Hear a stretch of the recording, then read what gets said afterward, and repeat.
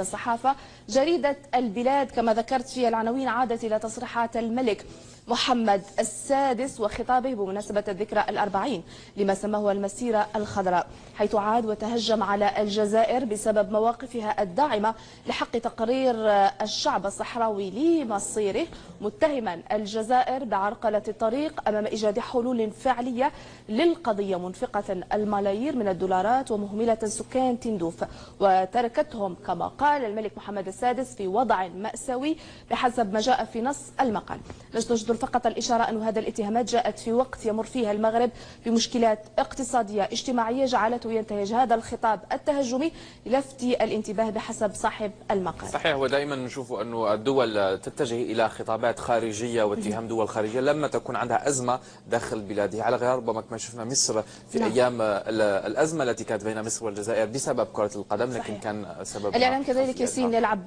دور كبير، ونحن نشوف أنه هذه التصريحات ليست هي الأولى من نوعها في حق الجزائر دائما داعمة لحق تقرير المصير بالنسبة للشعب الصحراوي، وأيضا الشعوب المغاربية بكلها هي متضامنة، لأنه دائما نشوف أن الشعب المغربي هو أخ الشعب الجزائري. نعم دون شك.